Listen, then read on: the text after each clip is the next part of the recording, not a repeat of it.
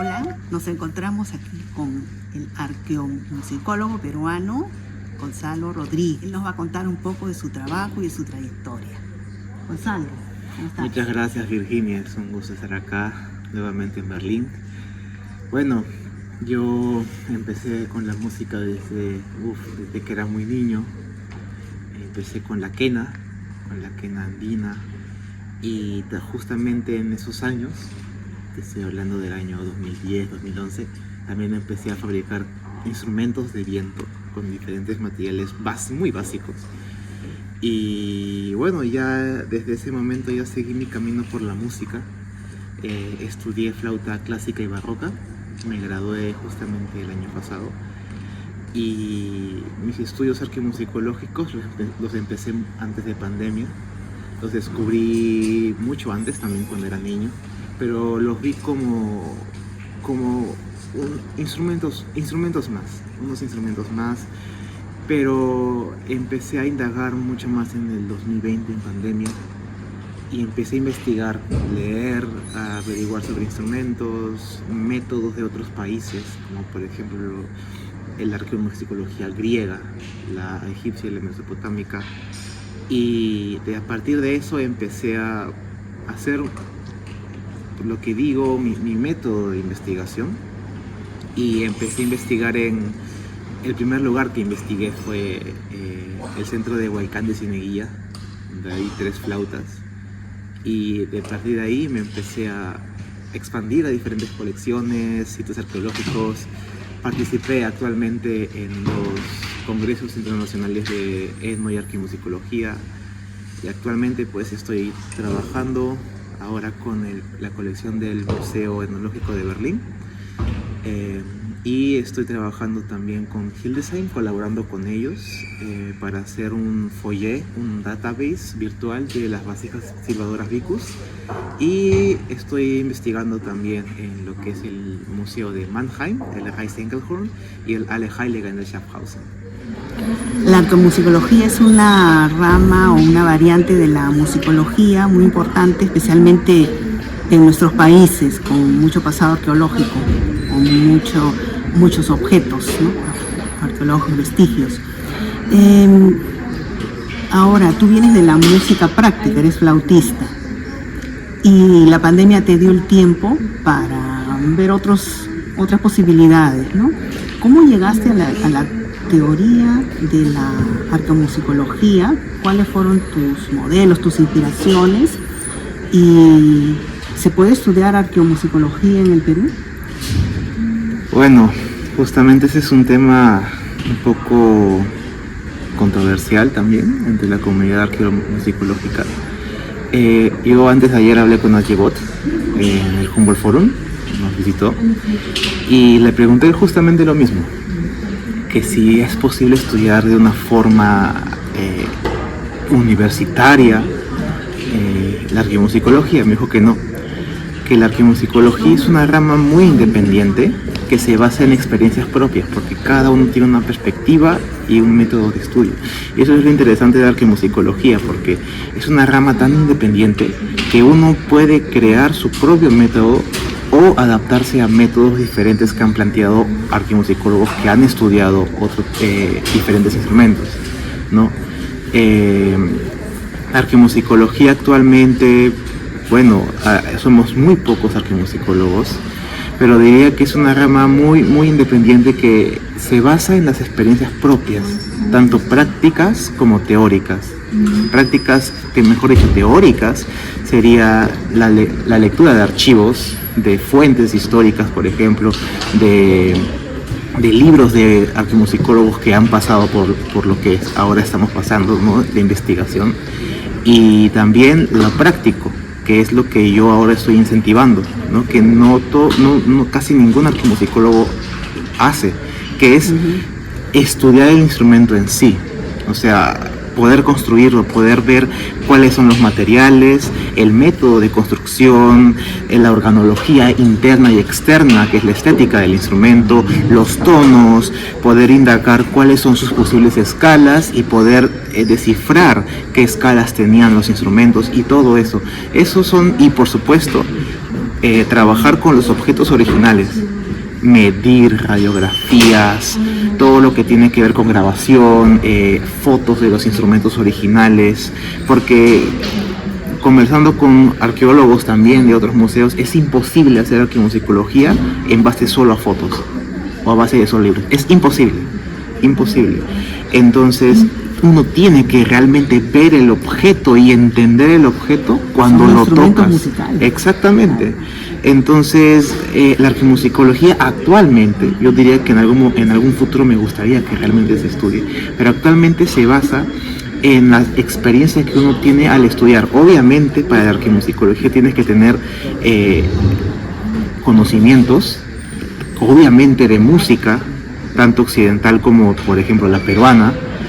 Tienes que tener conocimientos de investigación, métodos de investigación, una metodología de investigación y por supuesto arqueología, ¿no? Y cosmovisión andina. No digo que seas un chamán, por ejemplo, o te guste, no sé, adorar, por ejemplo, las vacas, eso, sino tendrías que tener un conocimiento de lo que es la cosmovisión andina. Y bueno, yo empecé leyendo varios artículos de, por ejemplo, Carlos Mansilla, empecé a leer artículos de Carlos Sánchez Guaringa, de Julio Mendívil, por supuesto, José Pérez de Arce, entre otros, ¿no? Y esto me inspiró mucho y aparte conocí lo que es el Instituto de Estudio Arqueomusicológico Europeo, que está ahora en Atenas, que se basa en estudiar la música de los antiguos griegos, replicar las partituras, porque ellos tenían escritura musical, los instrumentos griegos, y tenían una metodología impecable. O sea, la metodología del estudio de la música griega era increíble, y eso fue lo que me inspiró a poder hacer o poder plasmar un poco lo que vi en ese trabajo de arqueomusicología en Grecia al actual Perú, ¿no? Reconstruir los instrumentos, poder tener una base de datos y todo eso, ¿no? Porque veo que en el Perú no se hace mucho eso. En el Perú se mezclan muchos elementos que no tienen que ver mucho con la arqueomusicología. Entonces, yo pienso que hay que ser muy metódicos en lo que es el estudio de algo que realmente no conocemos a profundidad.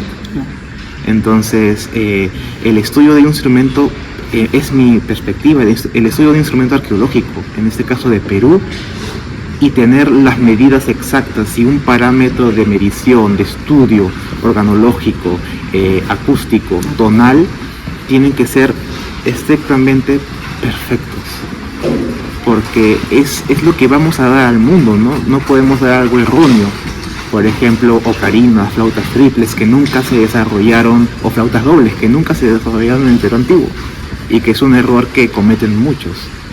Entonces, yo lo que quiero plasmar con mi trabajo es que la arqueomusicología se pueda hacer de una forma realmente científica y seria, y poder estudiar justamente esos instrumentos que hasta ahora no se han estudiado, ¿no? Que son las colecciones europeas, de una forma más metódica. Por ejemplo, hacer el foyer, el database, poder también replicar los instrumentos, poder recrear música a base de fuentes históricas, arqueológicas, iconográficas, o poder hacer los instrumentos, hacer talleres, mostrar esos instrumentos a los museos, no solo acá, sino en Perú, poder mostrar el patrimonio, como dicen muchos, el patrimonio arqueológico sonoro, ¿no? Del Perú, que es lo que el 90% de la población peruana no conoce. La presentación que hiciste hace una semana en el Foro Humboldt, aquí en Berlín, fue un éxito además, la gente estaba fascinada. Y hay una cosa que me gusta mucho de lo que estás haciendo y te felicito mucho por ello, es que tú los instrumentos los entiendes en contexto. Y yo hasta ahora las cosas que he podido leer o ver, que no son muchas, ¿no? De arqueomusicología en el Perú, son libros que, bueno, son un poco guía telefónica, ¿no? Sí. Dice, en tal sitio se encontró y junto a tal cosa, pero más de eso no. Claro. Esa es una base, pero lo que tú estás haciendo es ya una proyección que creo que puede dar para mucho más, y como te decía en una oportunidad, deberías tener un equipo para eso, porque Sí. es un trabajo, yo creo que para toda la vida. Eres muy joven todavía, pero es que hay mucho. Sí. Hay mucho material, ¿no? Sí. Cuéntanos un poco de lo que estás haciendo en el museo de aquí. Bueno, la presentación fue un poco mezclando algunos aspectos de la musicología también, porque hablamos un poco de lo que es la música que grabó Bruni en los años 20, cuando llegó acá al Perú, allá al Perú. Y bueno, hablamos un poco de también de qué tipo de música él grabó. Por ejemplo, toqué un chacasparrí incaico, que es una pieza que por lo general a mí me gusta mucho, y también unos yarabís, que también son muy lindos. Se tocan ahora flauta en dúo de flautas, trío de flautas, de quenas mejor dicho, y también flautas dobles, que normalmente se le llaman gaitas en el norte, ¿no? Y también un poco de la investigación que estamos haciendo en el Humboldt, en el Museo Etnológico, que he podido conocer, he tenido la suerte de poder conocer la gran mayoría de colecciones arqueológicas en Alemania y en Europa. Y hay una cosa muy, muy curiosa de estas colecciones, que cada colección tiene una especificación en objetos, en este caso del Perú. Por ejemplo, Hildesheim no tiene casi nada de lo que es Chincha, lo que es Nazca, por ejemplo, Inca, pero es la colección más grande de vasijas Vicus en el mundo. Tiene más de 400 vasijas. Ahí yo estoy trabajando para hacer el Foyer Database, porque ellos tienen el catálogo, o sea, tienen las fotos, la información básica, pero no tienen la información como el instrumento musical.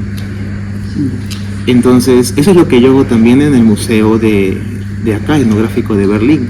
Ellos, por ejemplo, cuando me pasaron el catálogo de los instrumentos, que son 432, dicho sea de paso, la colección de Berlín es la más grande de instrumentos prehispánicos del Perú en el mundo, superando a Mannheim, que Mannheim es una de las más grandes, con Schaffhausen también, ¿no? Pero Berlín tiene una cantidad de instrumentos impresionantes, son 432, las estudio desde 2021, 3 meses yendo al museo, estudiándolos de mañana a tarde, entonces prácticamente la colección está en mi cabeza.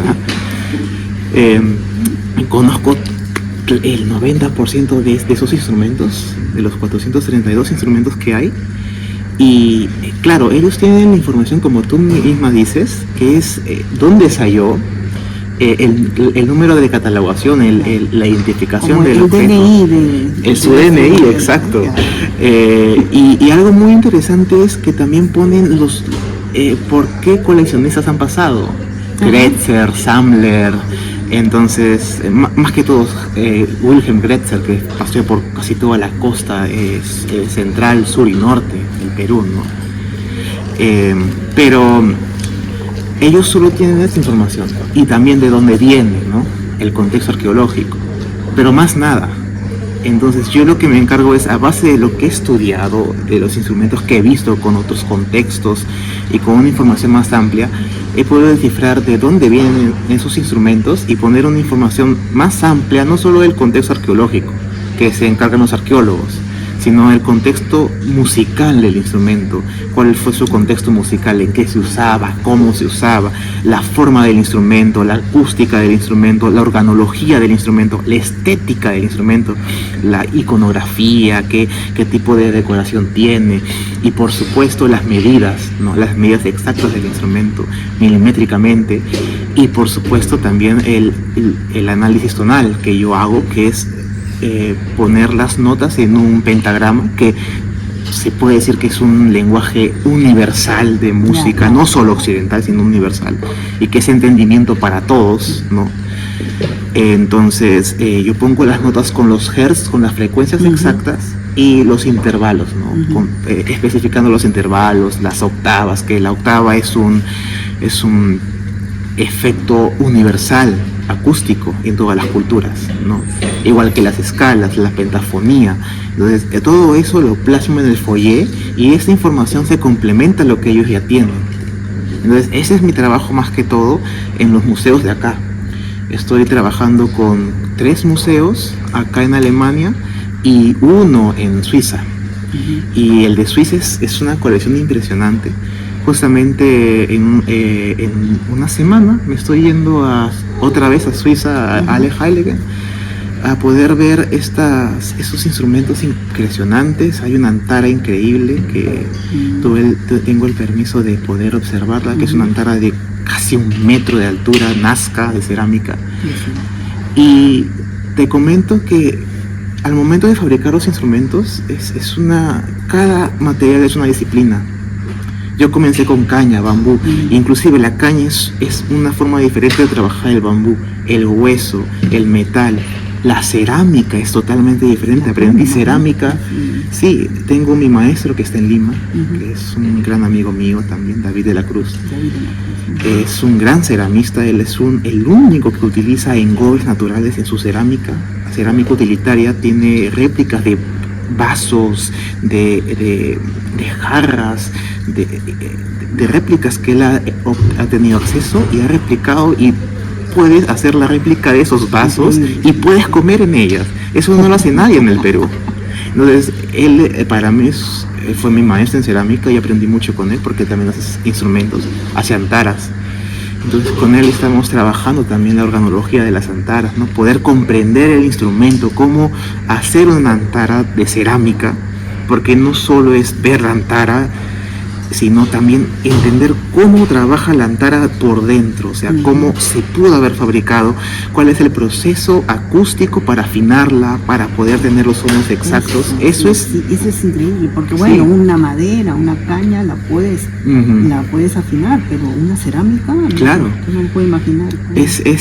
Cada instrumento en cerámica es un mundo, porque la cerámica, como tú sabes bien, se reduce al momento de secarla.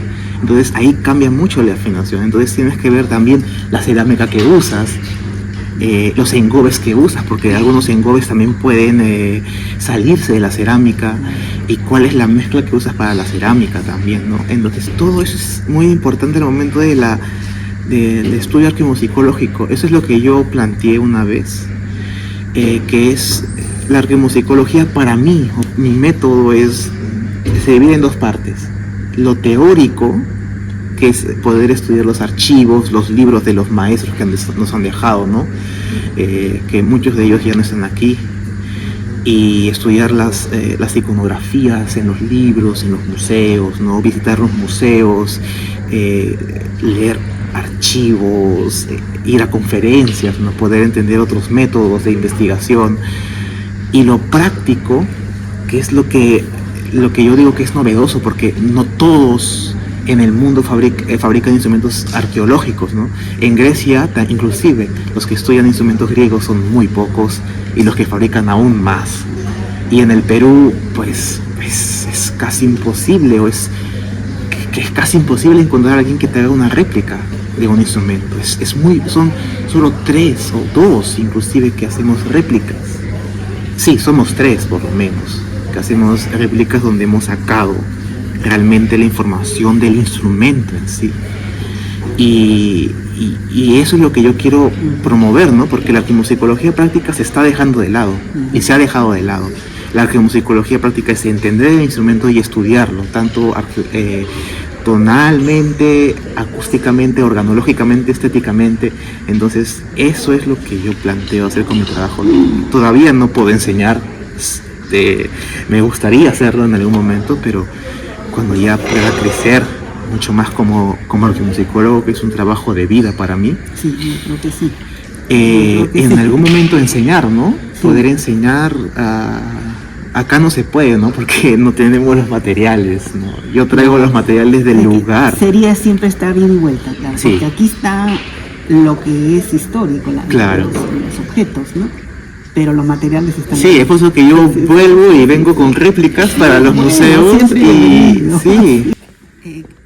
Gonzalo, lo especial en tu caso es que tú, como vienes de la música práctica, también compones y puedes plasmar esto en los instrumentos que reproduces.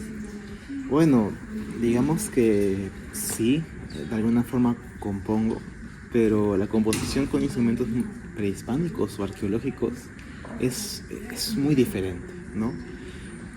Por ejemplo, para componer con esos instrumentos se tiene que ser muy específico. Por ejemplo, yo uso fuentes escritas y fuentes también iconográficas de los instrumentos. Por ejemplo, las fuentes escritas, que son los cronistas, que hablan de la forma, cómo se tocan los instrumentos, inclusive se habla de un ritmo de una marcha, que son 2 pasos para adelante, 1 paso para atrás. Entonces, eso de alguna forma es un patrón musical, ¿no? Porque había música bélica. Inclusive en las crónicas se mencionan realmente qué tipo de músicas había y cómo se ejecutaban. Mas no tenemos idea en general cuáles fueron las canciones o piezas que ellos ejecutaban. Entonces, ¿qué yo lo que hago? Tomar esa fuente, más la fuente iconográfica, que es, por ejemplo, un ceramio que tiene, por ejemplo, 3 personajes, uno tocando un tambor y 2 tocando una flauta traversa con 2 agujeros, que es lo que se ve mucho, por ejemplo, en Chimú y en Chancay. Y tomar esa fuente, esa iconografía, y plasmarla a la realidad. Una persona tocando un tambor o una tinja y 2 personas tocando la flauta. Obviamente no vamos a saber qué música tocaban, pero sabemos la forma de ejecución y el instrumento, y con el instrumento sabemos las notas que usaban. Entonces, en base a eso podemos reconstruir música. No es música prehispánica, por supuesto. No, pero es una reconstrucción. Es una reconstrucción en base a las evidencias que tenemos. Obviamente nunca vamos a estar seguros de que fue así, pero por lo menos podemos recrear lo que pudo haber sido. Por ejemplo, yo cuando compongo, yo no mezclo objetos ni etnológicos, por ejemplo, flautas actuales o por ejemplo, contemporáneas. Yo actualmente no mezclo efectos sonoros de electrónicos, ni piano, ni guitarra, ni nada. Uso en mis composiciones puros instrumentos prehispánicos, inclusive las tinjas, que también las replico. Y tinjas de cerámica, las nazca, tinjas de madera, de cuero, inclusive los sonajeros que son de lana, y todo tipo de sonajeros, ¿no? o instrumentos de percusión. Y todo eso lo utilizo para reconstruir la música, y todas las fuentes iconográficas y fuentes escritas me sirven para componer la música, ¿no? Y eso es muy importante, porque así podemos acercarnos, no llegar, sino acercarnos a lo que pudo haber sido la música de ellos, ¿no? Y que para mí es una forma más seria o metódica de poder hacer arqueomusicología práctica, porque eso es práctico, ¿no? La reconstrucción de lo que pudo haber sido la música. Esa es prácticamente mi composición, ¿no?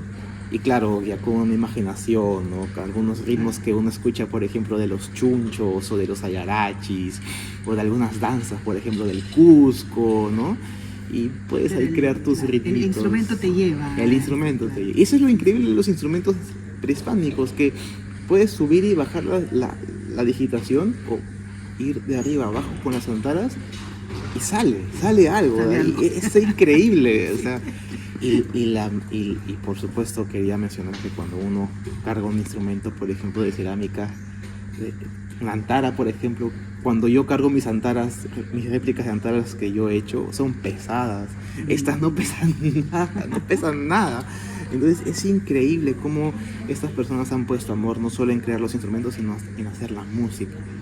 Eso es lo que también queremos plasmar, ¿no? Con lo que yo hago, ¿no? Yo actualmente compongo mis propias piezas, y bueno, no puedo dividirme en 4 o 5 personas, ¿no? Entonces utilizo elementos ya modernos, por ejemplo un looper, para grabar, por ejemplo, mi tinja, mis réplicas de, por ejemplo, tinjas, sonajeros y pues la flauta, ¿no?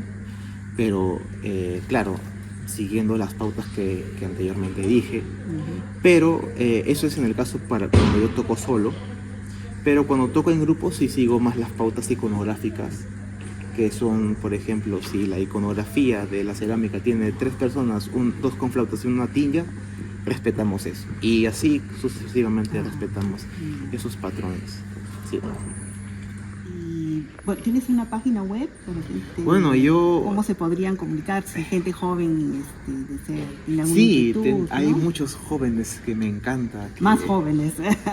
Sí, ahora, bueno, inclusive personas que también... Ya, de toda edad. De toda edad, Sí. ¿no? Y me alegra mucho porque yo en Lima no conocía a muchos que les gustaba esto y conocí a gente que en el 2022, Encontraste, por ejemplo, sí. encontré que le gusta, que realmente puede componer con esos instrumentos. Inclusive un amigo mío de la universidad, que es pianista y todo, toca sus quena chincha, quena cantatina tarasnazca Sí. y los toca muy bien. Es un gran amigo mío, es muy buen amigo mío y es quenista también, muy buen quenista. Pero ahí puedes ver que el interés por esos instrumentos va más allá. O sea, son instrumentos que te llaman Ya, para poder estudiar. pero Y es así. de eso se trata. Yo Y la pienso, arquemusicología va a crecer. que no se quede en el museo. No, ni en las generaciones, sino Claro, que pase. que pase, sí. Y ese es el trabajo de todo arquemusicólogo, pienso, ¿no? Bueno, desde ahora te comprometo a que nos escribas un artículo para el próximo número. Sí, estoy sobre tu trabajando en trabajo. eso, sobre las quenas incas, Ya. que es un trabajo muy importante porque no tenemos evidencia de instrumentos incas. Berlín tiene la evidencia más grande de instrumentos incas en el mundo. Tiene 9 quenas incas de diferentes materiales y tiene como 7 antaras incas también. Eso es, y a flautas globulares, más objetos sonoros como son las vasijas silbadoras. Entonces, el estudio del Museo de Berlín es fundamental, Es fundamental. para la historia de la arquemusicología peruana en el caso de la música inca o de los instrumentos incas. Qué interesante. Bueno, para terminar, deseas dar un saludo a nuestros lectores de Cuadernos de Música Sí. Peruana. Espero que todos compartamos, los que estemos acá viendo esto, ¿no? Compartamos el amor por la música, también la música peruana, ¿no? Que es algo que nos eleva, que nos gusta a todos y que no se pierda el difundir la música peruana, que es una música hermosa y que siempre nos va a dar alegrías y lágrimas, Sí. especialmente cuando estamos en el extranjero. Y hablando de compartir, también vamos a ver algunas imágenes de la presentación de Gonzalo Rodríguez en el Foro Humboldt la semana pasada. ¿Qué día fue, Gonzalo? Fue el 26. El viernes 26 de enero Mm. en el Humboldt Forum En el de foyer. Berlín. Sí.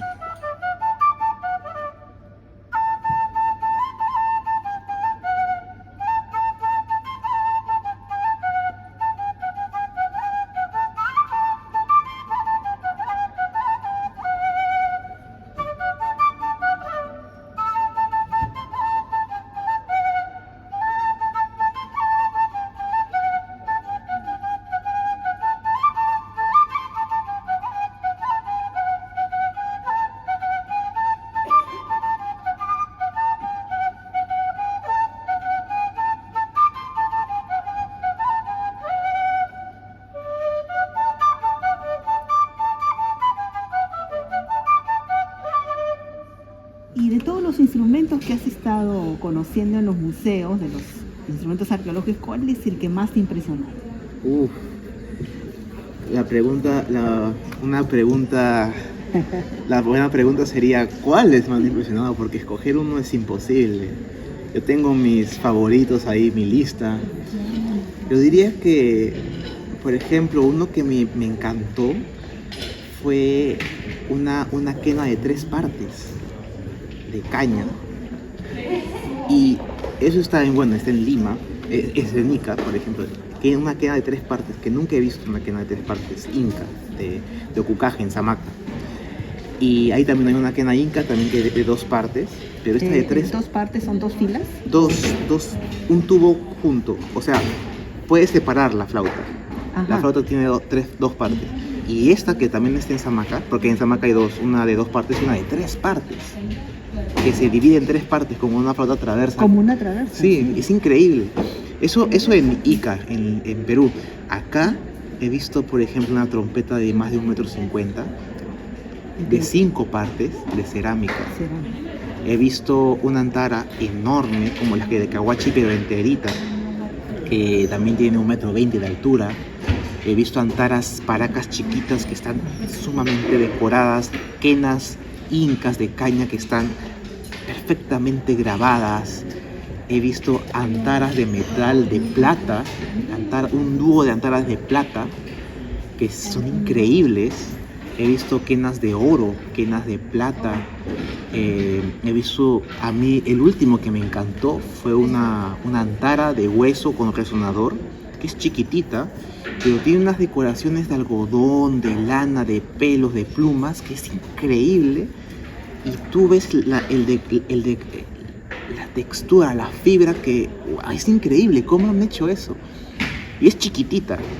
Para mí que esa antara está relacionada con el capacocha, ¿no? Porque tienen la decoración de sus hilos es muy similar a la decoración minimalista de los capacocha. Entonces, para mí, mi interpretación es de que este instrumento ha sido parte de un ritual del capacocha y ha sido ejecutado ahí, y ese instrumento ha sido dejado como ofrenda. Pero ese instrumento me encantó.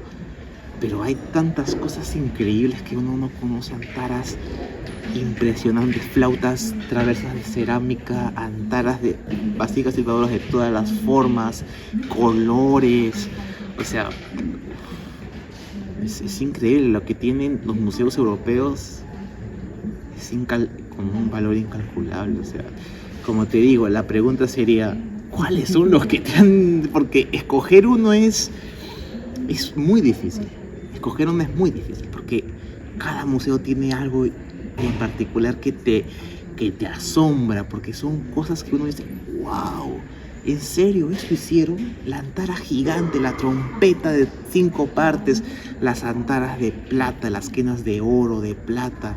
O sea, son una manufactura impresionante. O sea, la cerámica, el acabado, la caña, cómo la trabajan, el bambú, el metal. Bueno, eso es increíble. Es un éxtasis para los ojos, ¿no? Uno de repente, que le gustan los carros, a mí me encantan los carros deportivos, un Bugatti, un Pagani, ¿no? Pucha, uno, ¡guau! Y para mí también ver un instrumento prehispánico o una galería, pucha, es un éxtasis para el conocimiento, ¿no?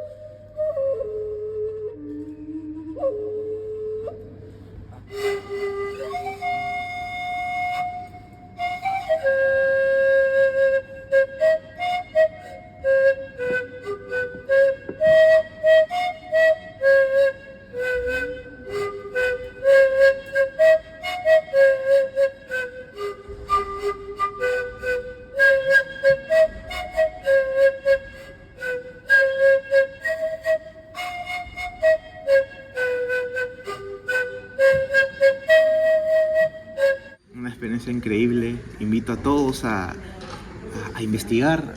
Los museos alemanes les encanta que la gente investigue, y eso es muy importante, ¿no?